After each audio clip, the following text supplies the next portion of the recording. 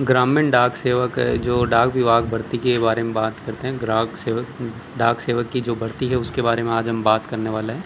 तो इसमें जो नोटिफिकेशन पे बात करते हैं हम, फुल नोटिफिकेशन ग्रामीण डाक सेवक जो साइकिल सेकंड की बात करते हैं राजस्थान सर्किल के बारे में। तो इसमें जो है ग्रामीण डाक सेवक की भर्ती निकली है। तो जॉब प्रोफाइल जो है वो दो तीन प्रकार से है। तो पहली जो है ब्रांच पोस्ट मास्टर की जो वैकेंसी है, बीपीएम जिसे हम बोलते हैं। तो इसका जॉब प्रोफाइल क्या होता है कि जो ब्रांच पोस्ट ऑफिस है उससे संबंधित जो कार्य होते हैं, इंडियन पोस्ट पेमेंट बैंक से संबंधित जो कार्य होते हैं, उनकी जो एक्टिविटी होते हैं, उनके जो डिपार्टमेंट यानी फिर जो बैंक की जो सर्विस होती है, प्रोक्योरमेंट ऑफ बिजनेस जो होता है, विलेज ग्राम पंचायत, उनके बारे में इसके अंदर क्या करते हैं, वर्क किया जाता है।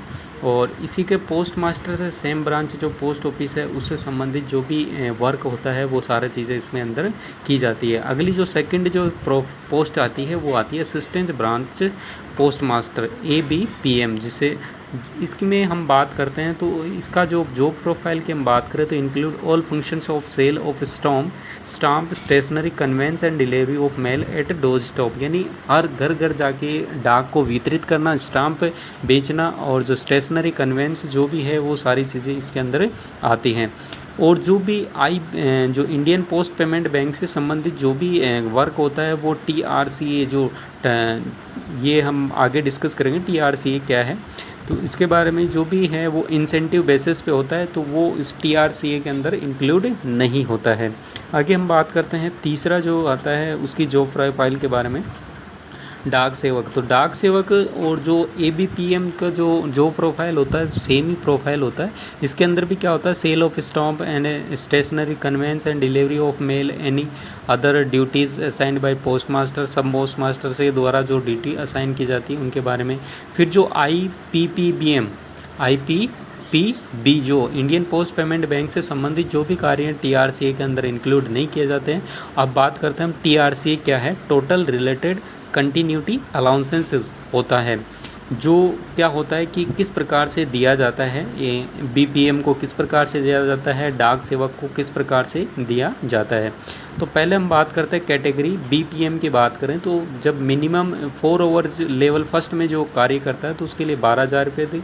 अगर वो 5 ओवर्स के यानी लेवल 2 में अगर वो बात करें तो उसको 14,500। इसी प्रकार से ABPM या डाक सेवक की बात करें तो अगर वो 4 घंटे काम करता है तो 10,000 रुपये दिए जाते हैं। अगर वो मिनिमम 5 घंटे काम करता है यानी लेवल 2 में काम करता है तो उसको 12,000 रुपये दिए जाते हैं। ये सारा जो फिक्सेशन है ये 1/7/2018 यानी 1 जुलाई 2018 से पूरा फिक्स है। एलिजिबिलिटी की हम बात करें तो एलिजिबिलिटी में क्या है, तो एलिजिबिलिटी में पहला हम बात करते हैं एज की एलिजिबिलिटी क्या है। तो मिनिमम जो एज होती है वो 18 साल है और मैक्सिमम एज जो होनी चाहिए वो 40 साल होनी चाहिए। कब तक होनी चाहिए, 22/6/2020 तक होनी चाहिए और 22/6/2020 से ही क्या है इसके फॉर्म चालू हैं। शेड्यूल कास्ट और शेड्यूल ट्राइब यानी SC ST की बात करें तो रिलैक्सेशन जो दिया जाता है अपर एज के अंदर 5 ईयर दिया जाता है। अदर बैकवर्ड क्लासेस यानी OBC को जो रिलैक्सेशन दिया जाता है वो 3 साल का रिलैक्सेशन दिया जाता है। इसी के बारे में आगे हम बात करते हैं इकोनॉमिकली बैकवर्ड जो क्लासेज हैं उसके लिए वीकर जो सेक्शन है उसके लिए नो रिलैक्सेशन होता है। पर्सन विद डिसेबिलिटी यानी PWD है उसके लिए 10 साल का होता है और PWD विद OBC है तो उसको 13 साल का, PWD विद SC ST है तो उसको 15 साल का रिलैक्सेशन दिया जाता है। तो SC ST OBC cell get 10% reservation engagement of the Gramin Dak Sevak post in the department of post, यानी उसको 10% रिजर्वेशन भी दिया जाता है SC ST OBC को। इसी प्रकार से हम बात करते हैं एजुकेशन क्वालिफिकेशन की, तो सेकेंडरी स्कूल एग्जामिनेशन पास सर्टिफिकेट होना चाहिए। वो कोई भी स्टेट गवर्नमेंट या सेंट्रल गवर्नमेंट के जो बोर्ड हैं वहाँ से पास आउट होना चाहिए। इसी के बारे में हम बात करते हैं आगे। तो कंपलसरी नॉलेज जो है लोकल लैंग्वेज, किसी भी स्टेट की लोकल लैंग्वेज है उसका कंपलसरी नॉलेज होना चाहिए। जिस प्रकार से राजस्थान में कौन सी लोकल लैंग्वेज है, किसी दूसरे राज्य में किस प्रकार की लोकल लैंग्वेज है, तो उनके बारे में हम डिस्कस कर लेते हैं। पहला हम बात करते हैं आंध्र प्रदेश की। तो आंध्र प्रदेश की जो लोकल लैंग्वेज है उसके बारे में हम बात करते हैं तो वो तेलुगु है। उसी प्रकार से हम बात करते हैं आसाम की, तो आसाम में जो आता है आसमी आता है, ठीक है। इसी प्रकार 3 डिस्ट्रिक्ट ऑफ बराक वैली जो आसाम के भाग हैं वो बंगाली आती है। बोडोलैंड टेरिटरी काउंसिल एरिया है वहाँ पर बोडो लैंग्वेज बोली जाती है लोकल लैंग्वेज। बिहार में हिंदी, छत्तीसगढ़ में हिंदी, दिल्ली में हिंदी होती है, गुजरात दादर नागर हवेली दमन एंड दीव में गुजराती हरियाणा में जो बात करें तो हिंदी, हिमाचल प्रदेश की बात करें तो हिंदी, और JNK यानी जम्मू एंड कश्मीर सर्किल की हम बात करें तो उर्दू और हिंदी वहाँ पर लोकल लैंग्वेज है। झारखंड में हिंदी है, कर्नाटक कन्नड़ हो गई, केरला की हो गई मलयालम, मध्य प्रदेश में हिंदी, महाराष्ट्र में मराठी, और गोवा की बात करें तो कोंकणी और मराठी जहाँ पर लोकल लैंग्वेज है। नॉर्थ ईस्ट की बात करें अरुणाचल प्रदेश हिंदी इंग्लिश, मणिपुर की मणिपुरी, मेघालय की हिंदी या इंग्लिश, मिजोरम की मिजो, नागालैंड की हिंदी या इंग्लिश, त्रिपुरा की बंगाली। इसी प्रकार ओडिशा की जो होती है ओडिया होती है, पंजाब की पंजाबी, छत्तीसगढ़ चंडीगढ़ की जो होती है हिंदी और इंग्लिश होती है। राजस्थान की हम बात करें तो हिंदी है, तमिलनाडु की तमिल है, पौंडीचेरी की जो बात करें तो तमिल है, तेलंगाना में जो लोकल लैंग्वेज वो तेलुगु, उत्तर प्रदेश की हिंदी है, उत्तराखंड की हिंदी है, वेस्ट बंगाल जो है उसकी बंगाली है।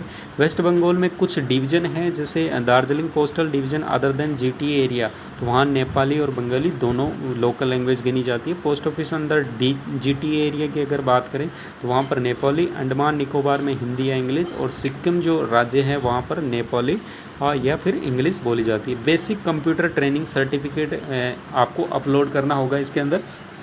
तो कोई भी स्टेट का जो सर्टिफिकेट 6 डेज़ ड्यूरेशन का कोई भी कंप्यूटर कोर्स हो, यदि 11th-12th में या फिर 10th स्टैंडर्ड पे आपने कोई कंप्यूटर कोर्स किया तो वो आप कर सकते हैं। इसी प्रकार रेजिडेंस होना चाहिए, जिससे लोकल लैंग्वेज में जो अप्लाई कर रहा है डाक सेवा के लिए वहाँ का वो रेजिडेंस होना चाहिए।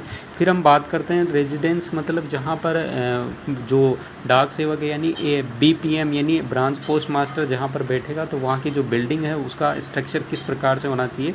द बिल्डिंग में बी ऑन्ड मतलब खुद की ग्राम पंचायत है, सेंट्रल गवर्नमेंट या स्टेट गवर्नमेंट से अप्रूव्ड स्कूल या फिर ऑफिस या BPM और खुद का हाउस होना चाहिए, ब्रांच पोस्ट मास्टर का खुद का हाउस हो, या फिर लोकेशन कहाँ होनी चाहिए, जो भी BG पार्ट ऑफ विलेज जो होता है वहाँ पर होना है, उसकी लोकेशन होना। साइज जो होनी चाहिए 100 स्क्वायर फीट यानी 10 × 10 फीट जो उसकी, और जो ग्राउंड फ्लोर के अंदर होना चाहिए। अप्रोच यानी हर कोई व्यक्ति, हर कोई जो सड़क है वहाँ पर पहुँचनी चाहिए।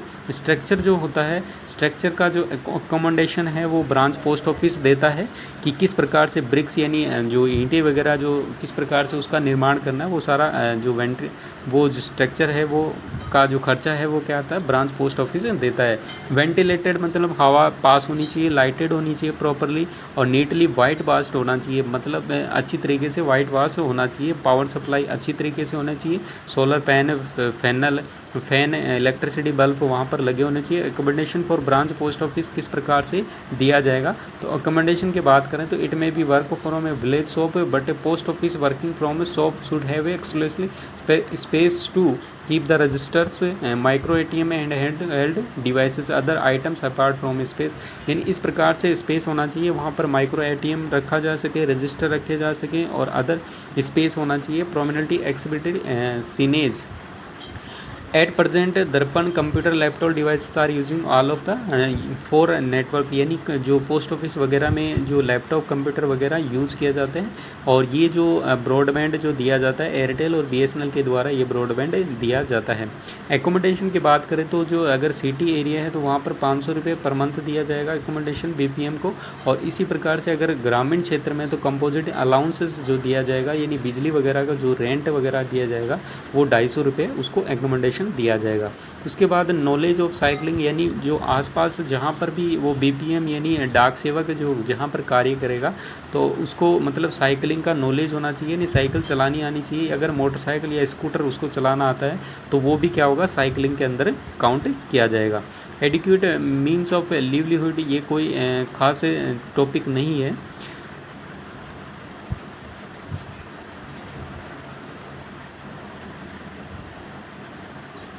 इसके बाद हम बात करते हैं इसमें जो GDS की पोस्ट के बारे में, तो साइकिलिंग के बारे में बात की, अब आगे हम बात करते हैं।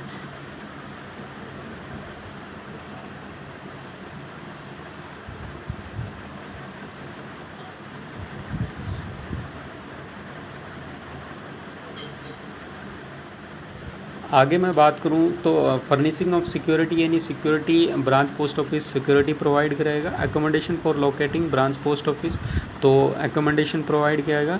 और इसी प्रकार से जो no person holding an elective office will be considered for engagement to the post. The candidate selected as Gramin Dak Seva shall not be engaged in any activity, मतलब कोई भी दूसरी एक्टिविटी नहीं कर सकेगा. पास्ट एक्सपीरियंस और service of any kind will not be considered for selection, इसके लिए कोई एक्सपीरियंस वगैरह की ज़रूरत नहीं होती है. Fulfilment of other terms and condition, other terms और कंडीशन की अगर बात करें तो रिजर्वेशन यानी PWD को किस प्रकार से रिजर्वेशन दिया जाता है, इकोनॉमिक व्हीकल सेक्शन को किस प्रकार से रिजर्वेशन यानी किस प्रकार से कैटेगराइज किया गया है. तो representation of SC ST OBC का जो हम बात करते हैं कैटेगराइज किस प्रकार से, डिसेबिलिटी कैटेगराइज किस प्रकार से किया गया है.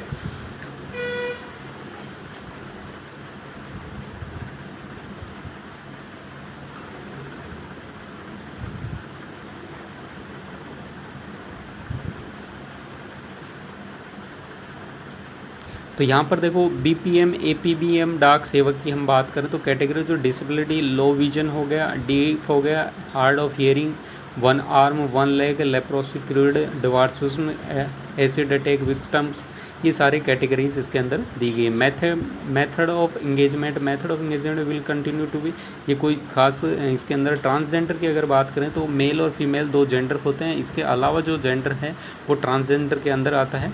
फिर हम बात करते हैं जो फीस है इसकी, वो 100 रुपये फ़ीस है. SC ST OBC EWS सभी के लिए इसकी जो SC ST के लिए कोई फ़ीस नहीं है. और अनरिजर्व्ड OBC और EWS मेल जो ट्रांस मैन है उनके लिए 100 रुपये फ़ीस रखी गई है.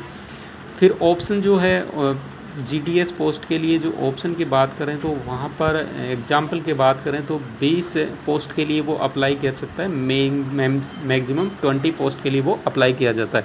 अगर जैसे इस प्रकार से एग्जाम्पल की अगर बात करें तो अगर 5 पोस्ट के लिए उसने अप्लाई किया, उसमें से 2 से 1 से अधिक पोस्ट के लिए उसका सिलेक्शन हो जाता है मेरिट बेस पे, तो उसकी 1 पोस्ट के लिए ही उसको एलिजिबल माना जाएगा और बाकी का जो कैंडिडेचर है वो उसका कैंसिल कर दिया जाएगा. फिर सिलेक्शन क्राइटेरिया की बात करें तो selection will be made as per the automatic generated merit list, यानी 10th क्लास में जो भी मार्क्स होते हैं उसके अकॉर्डिंग इसमें वेटेज दिया जाएगा. जो हायर जो क्वालिफिकेशन है उसका कोई वेटेज इसके अंदर नहीं होगा. अगर ग्रेड की अगर बात करें तो ग्रेड सिस्टम भी इसके अंदर लिया जाएगा और पॉइंट सिस्टम जो परसेंटेज सिस्टम है वो भी इसके अंदर कंसिडर किया जाएगा. तो अलग अलग कैटेगरीज़ के लिए अलग अलग रिजर्वेशन इसके अंदर प्रोवाइड किया जाएगा. जैसे ST trans women, ST female हो गया, SC trans women, SC female, OBC trans women, OBC female, EWS trans women, EWS female, UR trans women, UR female, ST trans female, ST male, SC trans male, SC mail.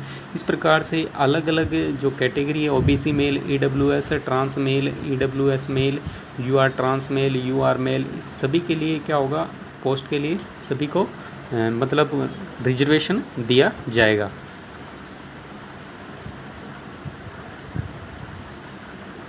आगे हम बात करें cycle of notification की बात करें तो notification जो भी सेलेक्टेड जो कैंडिडेट होंगे उनको नोटिफाई किया जाएगा. अगर वो अपलोड डॉक्यूमेंट्स अगर रॉन्ग अपलोड करते हैं तो उनको उनका खुद का जो जिम्मेवारी जो होगी वो कैंडिडेट्स की होगी. इसी प्रकार से SMS के थ्रू या प्रोविजनल सिलेक्शन जो है वो कैंडिडेट को दिया जाएगा, SMS के थ्रू उसको बताया जाएगा या फिर फ़ोन कॉल्स के द्वारा भी ही उसको बताया जाएगा. फिर इसके अंदर हम बात करें तो कैंडिडेट कैन व्यू हिज या her application status in the website by providing the registration number and mobile number और रजिस्ट्रेशन नंबर से अपना जो एप्लीकेशन स्टेटस है वो देख सकता है. इसी प्रकार हाउ टू अप्लाई में हम बात करें तो ये जो 2 वेबसाइट आपको दिख रही हैं इन 2 वेबसाइट पे आप अप्लाई कर सकते हो और जो टाइम है वो 22/6/2020 से 21/7/2020 तक आप अप्लाई कर सकते हो. रजिस्ट्रेशन नंबर आपको मिल जाएंगे वहाँ से और इसमें आपको अप्लाई क्या करना है, नेम भरना है कैपिटल लेटर में, जो 10th की जो क्लास की सर्टिफिकेट उसके अंदर फादर नेम भरना है, mobile number, date of birth, gender, community OBC SC ST UR ये जो कैटेगरी कम्युनिटी होगी, PH जो टाइप ऑफ डिसेबिलिटी वो PH आ गया यहाँ पर. फिर है state in which 10th class pass है तो कौन से स्टेट में आपने 10th क्लास पास किया है. बोर्ड इन विच 10th क्लास पास, किस बोर्ड से आपने 10th class pass. Year of passing 10th class, किस ईयर में आपने 10th class 10th class certificate number, roll number आपको उसमें ऑप्शनल अगर है तो आप भर सकते हो, नहीं है तो कोई दिक्कत नहीं है। फ़ीस पेमेंट की बात करें तो फ़ीस पेमेंट जो है 100 रुपये है, ठीक है, और इस तरीके से आप फ़ीस पेमेंट कर सकते हो।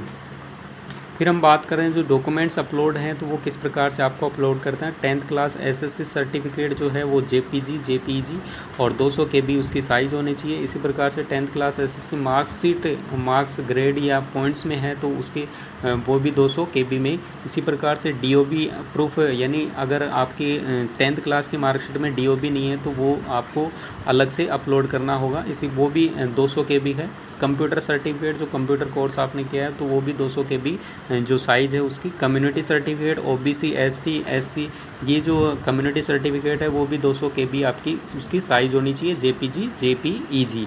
फ़ोटो आपको 50 KB लिमिट जो साइज़ है 200 एंड 230 पिक्सल उसकी साइज़ होनी चाहिए। सिग्नेचर की 20 KB 140x60 पिक्सल उसकी साइज़ होगी। सर्टिफिकेट ऑफ डिसेबिलिटी, फिर है सर्टिफिकेट ऑफ ट्रांसजेंडर, तो इनकी दोनों की जो साइज़ है 200 KB होनी चाहिए। तो ये सारे डॉक्यूमेंट्स आपको अपलोड करने हैं। अगर आपको कोई क्वेरी है तो इस वेबसाइट मेल पे आप भेज सकते हैं और हेल्पलाइन नंबर पे आपसे पूछ सकते हैं। आगे हम बात करें रजिस्ट्रेशन एंड फीस सबमिशन, जो स्टार्ट डेट है वो 22/6/2020 है और रजिस्ट्रेशन और फीस सबमिशन एंड डेट है वो 21/7/2020 है। Application online submission start date है वो 22/6/2020 है। इसी प्रकार से application online submission end date है 21/7/2020। इसी प्रकार से हम बात करते हैं डिस्ट्रिक्ट वाइज जो पोस्ट हैं, कौन से जगह कौन सी पोस्ट है, कौन से ग्रामीण इलाके में कौन सी पोस्ट है। अगर हम बात करें तो अजमेर की हम बात कर रहे हैं यहाँ पर, तो अजमेर में पुष्कर है। ये जो इसके बारे में हम बात करें तो सारे इसके अंदर दे रखी हैं कौन से। फिर ब्यावर आ जाता है इसके अंदर। और इसी के आगे हम बात करें भीलवाड़ा डिस्ट्रिक्ट में कहाँ कौन सी पोस्ट है, OBC कहाँ है, ST कहाँ है। इसी के आगे इसमें आता है भीलवाड़ा में कौन सी जगह कौन सी पोस्ट है, अनरिजर्व्ड कहाँ पर है। फिर आता है चित्तौड़गढ़ में कहाँ कौन सी पोस्ट है, अनरिजर्व्ड कहाँ, OBC कहाँ पोस्ट है, BPM की पोस्ट कहाँ पर है, डाक सेवक की पोस्ट कहाँ पर खाली है। तो वो सारी चीज़ें इसके अंदर आती हैं। इसी के आगे हम बात करें चित्तौड़गढ़ के बाद में अगला जो आता है वो आता है डूंगरपुर। तो डूंगरपुर के अंदर डूंगरपुर, तो इसके अंदर अलग अलग कैटेगरी। फिर आता है कोटा,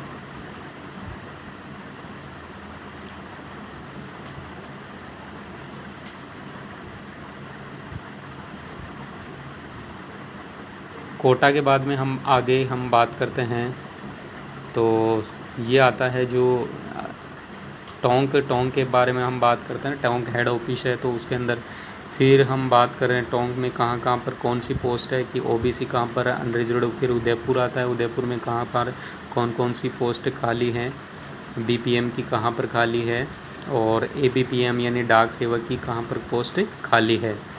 इसी के बाद में आगे जो आता है वो आता है अलवर का हेड ऑफिस से मतलब कहाँ पर कितनी पोस्ट खाली है, कौन सी जगह हेड ऑफिस है, कौन सा SO है, ठीक है। हेड ऑफिस और SO कैटेगरी इसमें डिवाइड की गई हैं। आगे कैटेगरी वाइज दिखाया गया है कि ABPM और GDS की जो वैकेंसी है कहाँ पर OBC में खाली है। फिर आता है धौलपुर, फिर जयपुर सिटी आ गया यहाँ पर। तो जयपुर सिटी में कहाँ पर, झोटवाड़ा में है। फिर उसके बाद में आता है हमारा जयपुर रूरल जो है उसके बारे में हम बात कर लेते हैं। फिर सवाई माधोपुर की हम बात कर लेते हैं। तो हिंडौन ये जो है करौली में नहीं, यहाँ पर सवाई माधोपुर सर्किल में आते हैं। फिर बाड़मेर की हम बात कर लेते हैं यहाँ पर।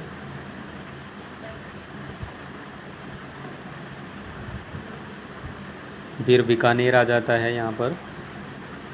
तो बीकानेर हेड ऑफिस में कहाँ कौन सी। फिर चूरू के अंदर हम बात करें तो चूरू का हेड ऑफिस है, सरदार शहर है, सालासर है। फिर आता है झुंझुनू में चिड़ावा आ गया, खेतड़ी आ गया, सूरजगढ़ आ गया, पिलानी आ गया। तो वहाँ कौन सी किस प्रकार से कितनी पोस्ट खाली हैं। फिर जोधपुर की हम बात करें तो जोधपुर में कई जगह, जैसे हम बात करें लूनी आ गया, ठीक है।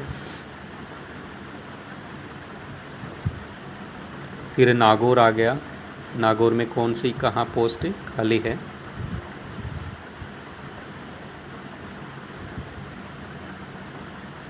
नागौर के बाद में हम बात करें पाली, तो पाली के अंदर कहाँ कहाँ पर मारवाड़ जंक्शन में कितनी पोस्ट खाली हैं, कौन सी कहाँ ओबीसी कहाँ पर है, ईडब्ल्यूएस के लिए कहाँ पर है, एससी के लिए कहाँ पर पोस्ट खाली है।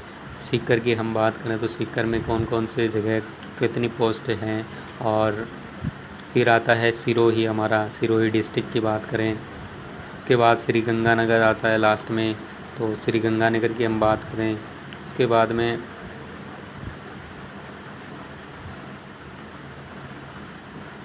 तो ये सारी जो पोस्टें हम बात करते हैं, तो ईडब्ल्यूएस की जो टोटल पोस्ट आती है 278 हैं, ओबीसी की 348 हैं, पीडब्ल्यूए की जो पोस्ट हैं 32 हैं, पीडब्ल्यूबी 23 हैं, पीडब्ल्यूसी की 32 हैं, डीई की 10 हैं पोस्ट हैं, एससी की 544 है, एसटी की 468 पोस्टें हैं और अनरिजर्व्ड की पोस्ट हैं 1527। तो इस प्रकार से टोटल जो पोस्ट हैं वो हैं 3262 जो पोस्ट यहाँ पर कैटेगराइज की गई है।